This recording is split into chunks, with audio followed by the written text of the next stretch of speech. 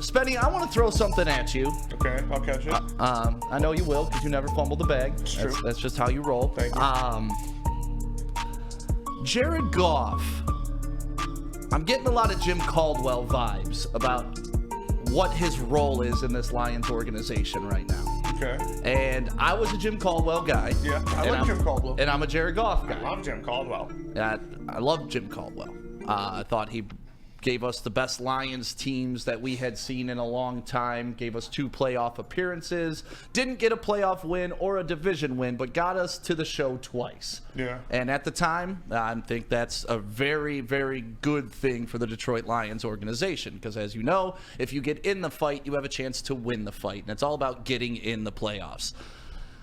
I'm looking at Jared Goff as kind of the same as Jim Caldwell right now and how he's being treated by not only fans but kind of by the media. Is Jared Goff's the guy that's getting us there right now. He's the guy that took us from 3-13 to 9-8 to now sitting at 9-4 with 4 games left. That is good, right? That is good. But people, what was the quote about Jim Caldwell before he left? 9-7's not good enough, right? Even though he had, I believe, a 10-6 team in there, an 11-5 team in there, but 9-7 was not good enough. So they get rid of Jim Caldwell. Yeah. Because 9-7 isn't good enough. This guy we don't think is good enough, even though he's delivered us 2 playoff appearances. Where did they go next? Matt Patricia. Gonna be awesome the Patriots way, right? We brought in a Patriots GM. We bring in the Patriots coach. This is going to be better because what I think we have right now isn't good enough, even though it's the best we've had in a long, long time. So this is my fear with the best we've had in a long, long time. For Caldwell, yeah. Oh, okay, yeah. Caldwell, that's okay. what I'm talking about. Yeah. But Jared Goff is the best we've had in a long, long time. No, Stafford's better than Jared Goff. That's debatable. No, it's not. It is debatable, and we'll get into that another time. I'm not talking about Stafford. What I'm talking about right now is the narrative that the guy that has taken you through this rebuild got you to potentially a number 1 seed overall. Not going to happen, but he got you there early in the season. They're sitting 9-4, most likely going to win the division. I mean, come on. You see what's going on with the Vikings now. Yeah. You saw the Packers shit the bed. Are you scared to throw out this guy who's good and go get another Matt Patricia? Or do you think no matter what, the next guy they plug in is going to be a step forward? I have faith in Brad Holmes. I trust in Brad Holmes to make the decision to bring in a guy that's better than that. We see it happen in the NFL all the time with guys like Alex Smith, Jimmy Garoppolo. They move on and they find a better quarterback. It's not that Jared Goff isn't a good quarterback. He is a solid quarterback when everything around him is going perfectly. When everything around him is functioning perfectly, when it's 82 degrees outside, when there's nobody near him, when his wide receivers are in the exact spot on the exact route that they need to be, he'll throw them a wobbler and they'll catch it. I want a quarterback who can make plays for himself. I want a quarterback who, when some kind of thing breaks down in the pocket or anything, you can go out there and you can get a play yourself. That's what I need. That's what you want. That's what I need. But you're not guaranteed to get it, are you? You are guaranteed to get it. Because basically every other quarterback in the NFL can do that except for Jared Goff. I disagree. There's no... Did you see Tommy DeVito and Will Levis going out there making plays for themselves? For a game or two, yeah. And I saw the guy that was in Minnesota do it too, Josh Dobbs, for a couple games. But then what happened? Life catches up with you. You go back to the bottom of the rung where you were. Kind of like what's happening with Jared Goff right now. Jared Goff has shown you turnovers. I think Jared Goff has shown you over 30 games. That the past 4 games. I don't think 30 games. What are they in their past, 25 games? What's the record? I'm not sure. Okay. But it's pretty good. Winning. It's good. Okay. So that sample size doesn't matter to you, just the recent sample size. I think Jared Goff as an entirety of what we saw him do in L.A., from where he had flashes of playing good, and then they pay him, and he fell apart. I don't want to do the same exact thing here. Where he has flashes of playing good, and then you pay him, and he falls apart. Because Jared Goff is a quarterback that can win you games if everything around him is working perfectly. And if you pay him and extend him, you won't be able to afford to put everything around him to work perfectly. You don't want what Jared Goff did in L.A.? No. You don't want the Lions getting to a Super Bowl? No, I mean, not with Jared Goff to lose it. Would you pay Jimmy Garoppolo? What does Jimmy Garoppolo have to do with this conversation? Would you pay Jimmy Garoppolo? He took the 49ers to the Super Bowl. He took the 49ers to the And Super how Bowl. have they done since they got rid of him? Pretty good. Pretty damn good. They're the 1 seed in the NFC right now. And how They're many the quarterbacks favorite did win they the have to Super go Bowl. through? Did they 2. sacrifice? They went through 2. And how much did they give up for Trey Lance to replace Jimmy Garoppolo, and it didn't work? Yeah, well, it And then, worked with Brock then Purdy. they pulled a rabbit out of their ass by getting Brock Purdy, but that's not a guarantee. Don't we have to let this play out? And doesn't it go down to if you trust Brad Holmes, then you trust that he knows? I get what Spenny's saying. Look at the evolution of the quarterback position in this league, right? You need that dual threat mobile guy, which is why everybody's so excited about Hendon Hooker, who hasn't played a game and is just, coming into practice, stuff like that, because of what he offers. You look around the league, and it's turning more so into, right, a guy that has to have his legs work, right? But in all fairness, I think it's 2 different questions here.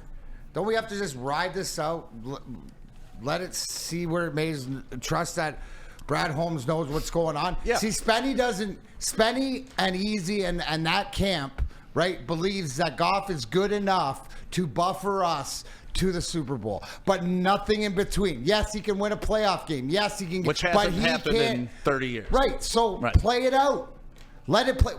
You're talking 2 different questions. You're arguing And I'm 2 okay different to let it things. play out, but I want to know where you're planting your flag in the sand, because Why do you play your flag in the sand right now when the season's not done? You haven't even won the division. You haven't made Because the this playoffs. will You haven't dictate- Goff hasn't proven that he's won this game yet, so you can't put that on his resume. Why don't we let it play out and see? The best part is you're not up against the salary cap or up against his contract to re-sign him. If you want, you can franchise it. You have club control. So you know what, Jared Goff, you have to play better. You have to prove if he's this guy. The way that the consistency that he's played over, right? He's the right guy for this team right now, but moving forward, is that true? I don't know. But this is your best chance to win right now. Now, do you trust Holmes that when the time comes, whether it's the offseason to whatever, whether it's Hendon Hooker or somebody else, do you not think that what you guys are all saying, the conversation between the coaching staff, isn't that too? We all watch the games. We all know what we have. But in saying that, we also don't know behind it. Jared Goff is the leader of this team right now. Yep. This 2023 football team going into 2024. Let's play the season out. Let's win this week. Hopefully things fall into place. We get in the play. Let's just wait and see. We don't have to. The luxury is you don't have to make these decisions that some other teams have to make at this point. Yeah, honestly, the Lions don't even have to make a decision on Jared Goff For till 2 about years. this time next year. Yeah. Right? So it's- relax. But it's a fun conversation to have, because I want to know, once Jared Goff gets to the playoffs, wins a playoff game, I want to know who the doubters were. But they're not down. But what time Yeah, out? what? Hold on. Am I not hearing it right? Spenny has been saying all along, Jared Goff will win you a playoff game. Jared Goff is your playoff. What he's saying is he will not bring you the trophy. Yes. That's what he's saying. So, but here's the thing, Stick. He's gonna, and Brad Holmes and Dan Campbell, I would think that if he keeps progressing and wins, that it helps his cause about being here, unless they figure that they need to advance like every other team and implement or find that mobile quarterback. But right now, if you don't think this is Goff's team, then I can't help you. No, it is Goff's Because team. But Brad what you're Holmes hearing and Dan is Campbell tells you it is. What you're hearing is they're not going to win. I've heard smart football people in this past week say that the Lions are not going to win another game because they have Jared Goff at quarterback. Who said that? What are smart football people?